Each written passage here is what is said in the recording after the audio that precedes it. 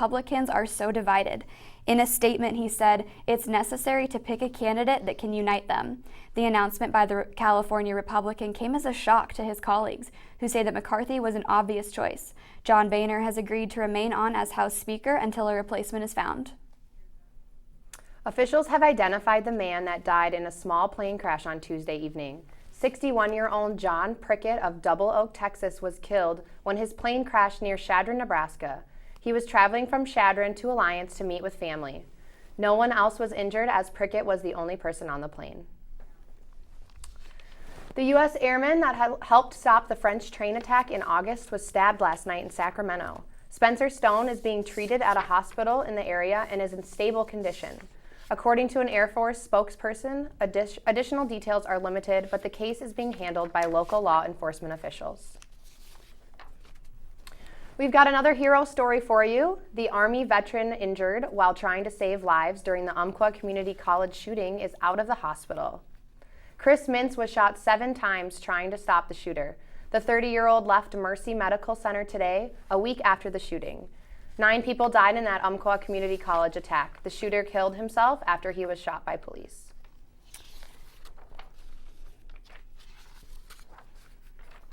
To end our news on a little bit of a happier note, Randy Hope of North Platte won $1 million after matching 5 numbers on his Nebraska Powerball ticket on September 30th.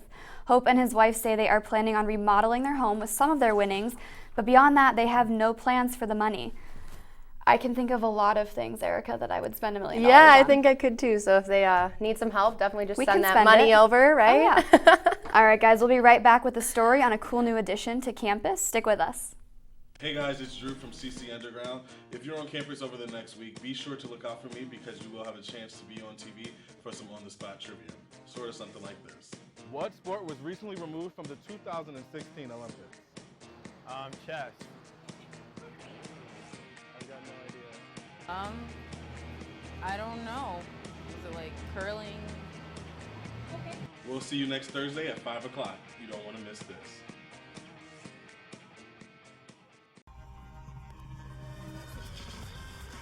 I always knew I was going to study fashion design in college, and I kind of got addicted to the energy. Just to be able to see all the hard work the students have put into it and how talented they are. The most innovative designers are students, and I get really excited knowing that kids are still into it. There's just no other industry like it.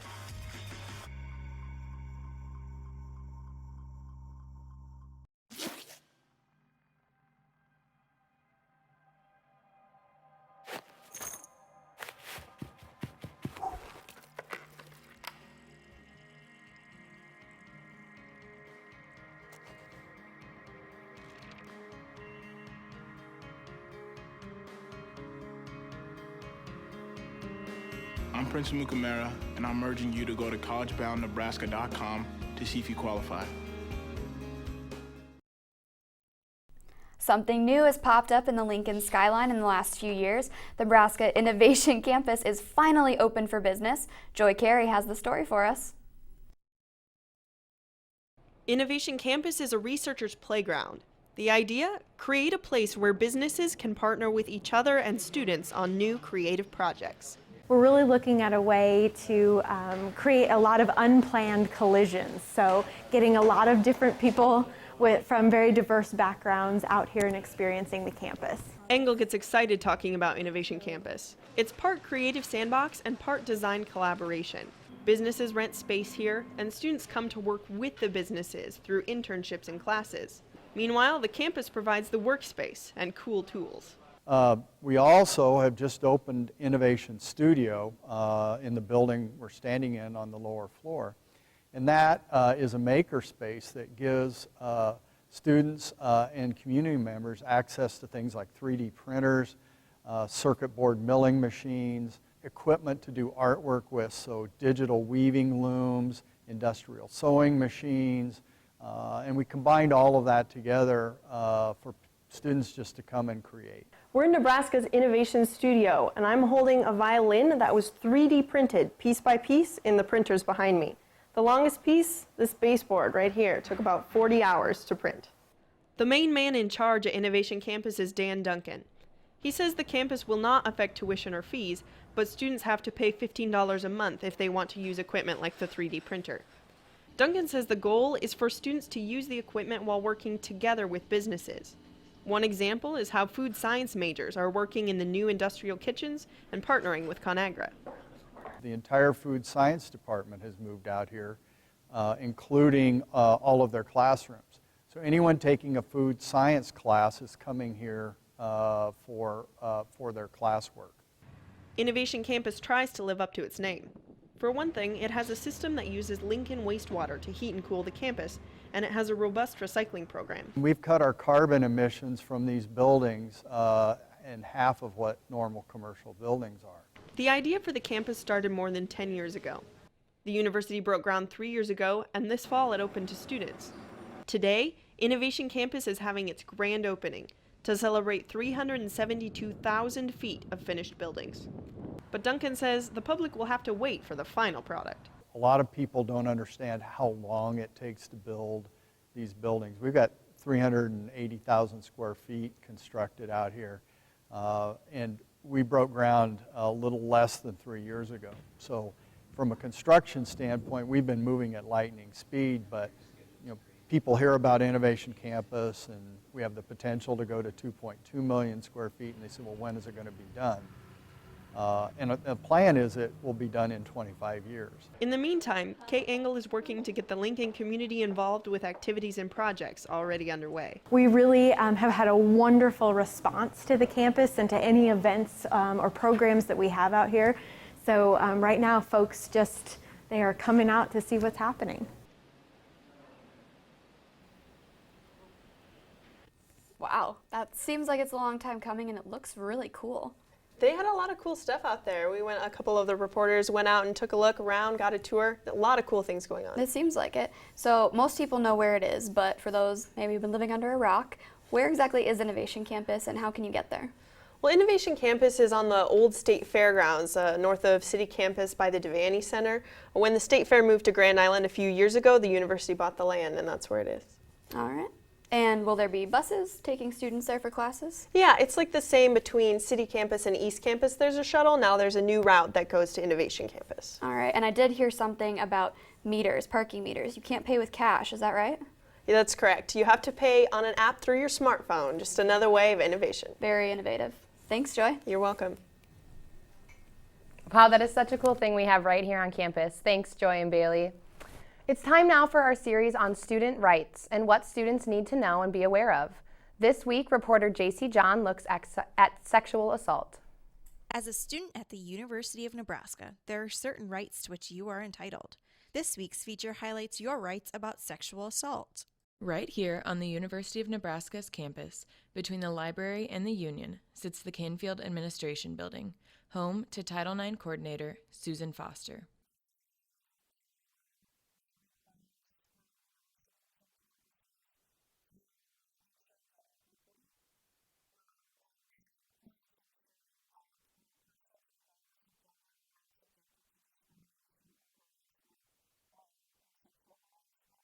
As of June of this year, at least 117 post-secondary institutions are under investigation by Title IX for sexual violence cases. Foster works to prohibit sex discrimination in education programs and activities at UNL.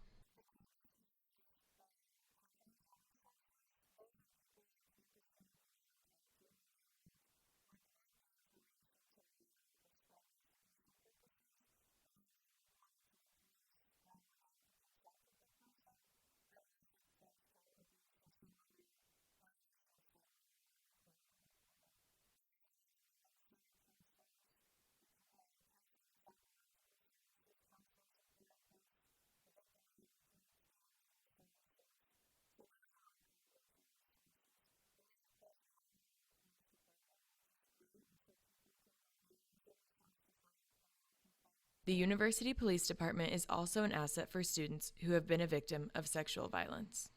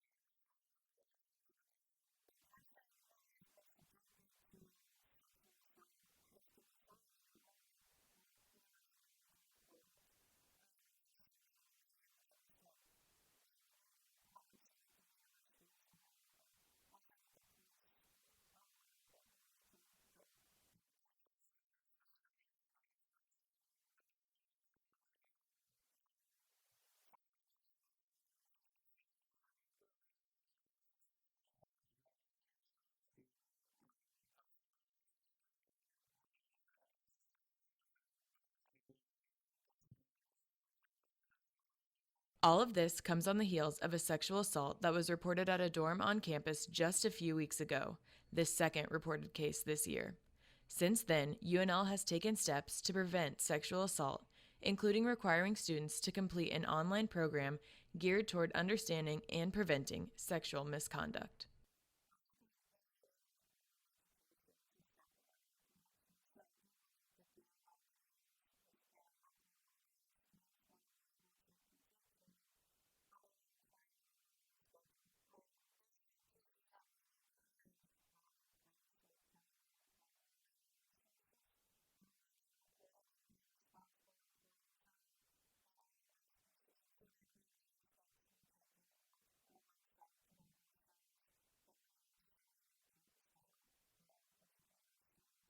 For Capital City Underground, I'm JC John reporting. As a student at the Thanks, JC. Our next piece in 2 weeks will take a look at different health services that all students have access to. Now let's take a look at the weather and see just how long this sunny weather will last. With the Capital City Underground Weather Team, Cody, Audra, and Jake update Lincoln with your latest weather information. From the storms to the studio, let's take a look at this week's forecast. Hey guys, it's Jake with your Capital City Underground weather forecast. It was another warm October day here in Lincoln, Nebraska with high topping out around 82 degrees. Currently we have a temp of 78 degrees. It's partly cloudy with winds out of the northwest at 10 to 15 miles per hour. If we take a look at our satellite image, we can see that there's some clouds moving in out of the north-northwest associated with a cold front that's moved through the area earlier this afternoon. This is ushering in cooler temps and winds out of the north-northwest. Additionally, there's some light showers associated with these storms. So if we look at tonight, there's a 30% chance of showers into the evening with a low at around 44 degrees, northwest winds at 10 to 15 miles per hour. We're not expecting much out of accumulation with these rain showers, but there's still that lingering chance. Now looking into tomorrow, we have high sitting at around 67, so it's a little bit more seasonal. Not as much in terms of the warm temperatures we've been seeing this past couple of days. It's going to be sunny with winds out of the north again at 5 to 10 miles per hour. But for our game day forecast, we can see that for your kickoff, the temp will be sitting at around 79 degrees, so it'll be another pleasant day. But for those of you heading out early for tailgating, the temps will still be more around 54 degrees, so you may want to grab a sweatshirt or something for that. But throughout the rest of the day, temps will begin to increase, so it's 70 at 12, and then high topping at around 80, 81 degrees. So then looking into the rest of the week, we can see that on our Sunday, high will top up at around 88 degrees, and this would be nearing our record temp, which is sitting at around 89. But for the rest of the week, temps will be sitting around the mid-70s and lows in the lower 50s. So now we'll send it to Cody with a quick look at how weather impacts crime rates here in Lincoln, Nebraska. Crime has been a part of human history forever. However, it wasn't until the 1990s that scientists started to associate crime rates with weather. Here's what I mean. Some studies have shown over the years that there has been a direct correlation between a high temperature and the crime rates for that day, including violent crime. Even right here in Nebraska, we actually can see this trend. If we look at a graph of the 2010 through 2014 sexual assault cases reported, we can see that as you head into the summer months, there actually is an increase in sexual assaults reported. Now, if we overlay the temperatures for the summer months as well as the entire year, on this graph, you can see the increase in temperature fits quite well with this graph. So it can be argued that there actually is a correlation between sexual assaults and other violent crimes, as well as the daily high temperature for the day throughout the year. So as we start heading towards the winter months, we can see that this should tend to reduce crime rates for the year. For Capital City Underground, I'm Cody Carlin. Thanks, Cody. Now back to you ladies at the desk. Thanks, Jake and Cody. I can tell you one group that's truly loving the warmer weather, UNL's Ultimate Frisbee team. We sent our own reporter, Jay Tan, out to meet the team, and I hear he was pretty good at it when he used to play. Ultimate Frisbee is a sport growing in popularity played by many people across the United States. Today we speak to the Cuddle Raptors, UNL's women's Ultimate Frisbee team. And so Ultimate is kind of a growing sport in the community, and it's something that a bunch of us do. There's about 20 girls on our team probably right now. We practice twice a week, and we travel to tournaments that are all over kind of the Midwest and everything like that. And so just kind of do a lot of bonding stuff and play some Ultimate, and it's a fun sport to be a part of. This year, the team is going through some major revamps as members come and go.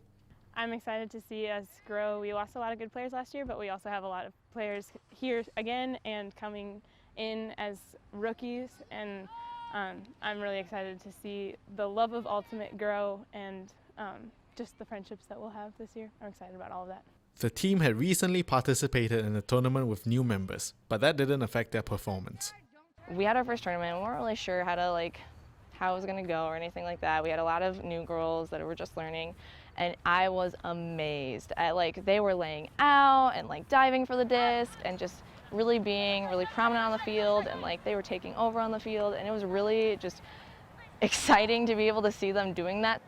Some people might not consider throwing a plastic disc around a sport.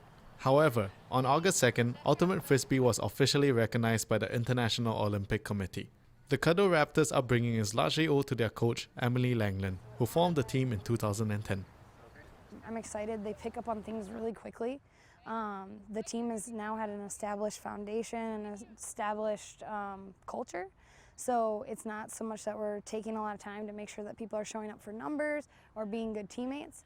So we can really focus on just growing athletically and growing to be better at this sport. Reporting for Capital City Underground, I'm Jay Tan. That's really cool. Erica, do you know how to throw a Frisbee? Yes, I do know how to throw a Frisbee. It's all in the wrist, right? It is all in the Those wrist. girls are a lot better than I am, though. Yeah, so. I think we could use a little more practice. Well, it hasn't happened yet, but the Cubs are one step closer to pulling off what was predicted in the 1989 movie Back to the Future 2. Marty McFly and Doc Brown time traveled to 2015 and confirmed a Cubs World Series win. Let's take a look. Wait a minute. Cubs win World Series. Against Miami? Yeah, something, huh? Who would have thought? 100 to 1 shot. I wish I could go back to the beginning of the season, put some money on the Cubs. Last night, the Chicago Cubs defeated the Pittsburgh Pirates 4-0, winning its first playoff game in 12 years. Wouldn't that be something if it actually happened? That would be pretty crazy. I wish we could actually put some money on the Yeah, Cubs. that would be nice.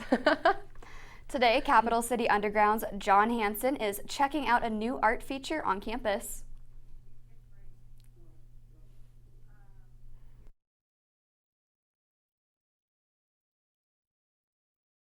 City Underground reporting live from the Nebraska Union. Currently at Love Library is a symposium focusing on social justice and how graphic design can impact social justice. I got a chance to speak with the two professors in charge of the symposium earlier today, Stacy Asher and Aaron Sutherland. Stacy, Aaron, what is the main goal behind your social justice symposium that is currently displayed at Love Library? I think one of the main outcomes for the symposium was to examine the role of graphic design in creating social change. We really wanted our students to recognize the power that design has over shaping message, changing behavior, raising awareness. All right, that's really powerful. Thank you both very much for putting on the symposium and sharing this with everyone else on campus. Thank you very much. Stacy. A second part of the symposium is also currently on display at the Sheldon Art Gallery. Back to you at the studio. Thanks for that, John. The 2006 Rock and Roll Hall of Fame nominations are out. 2016, you're right. 2016 nominations. Nominees include Janet Jackson, 9 Inch Nails, and a new rap group named NWA. Other nominees include Chicago, Cheap Trick, Deep Purple, The Cars, The Smiths, and Yes. I don't know hardly any of those. None of them? Oh, I'm sorry. Okay, but just for you, Erica, we decided we are going to play a little classic rock music. So, we're going to do we're going to send you to our music spot right now. So just stay tuned for that.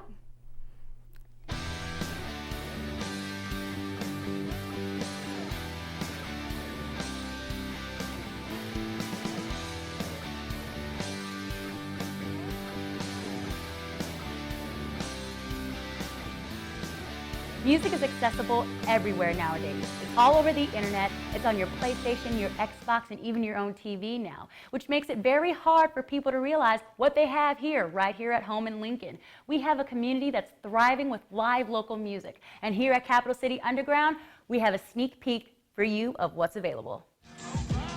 When people see local artists like really just not only doing their thing but just getting excited about what they're doing, then it's like, oh, okay, it makes other people in the local community just really excited and want to, get in on what they're doing.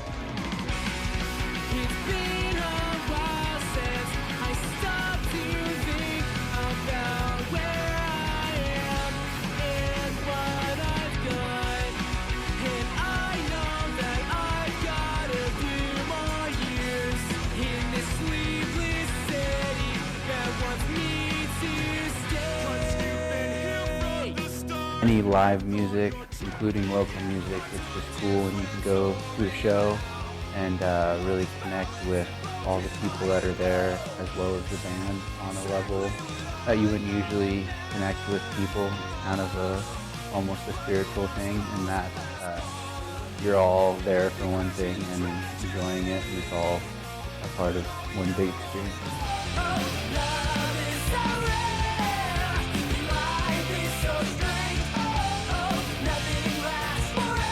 I think you can see it in most all local bands that play, like just the passion they have for it, and like the emotion on their faces and their body movements when they're playing. It just brings a whole different element to music than just hearing a song.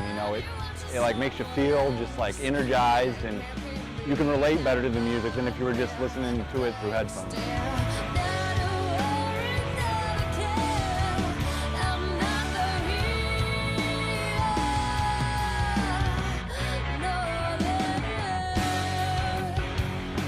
That's Capital City Underground's sneak peek of what Lincoln has to offer as far as live local music goes. This upcoming Saturday, you can catch Freakabout at Duffy's Tavern at 9 p.m. And on October 31st, Black Lighthouse and Eyes for Hire will be teaming up to put on a ghoul-tastic Halloween show. And next weekend, your boy KT is releasing his next mixtape. Stay tuned in the Capital City Underground for the latest on live local music. This is Brianne DeVos. Back to you in the studio. Okay, that was not quite the classic music I was thinking of, but maybe some future Rock and Roll Hall of Famers in that group. Possibly, yeah. But now, Erica, we will play for you a song from Chicago. That's your group? Yeah, it is, yeah. Hopefully sending good vibes to you. Hey, thanks, Bailey. We hope to see you guys back here next week, same time, same place. Thanks for watching. Have a good weekend.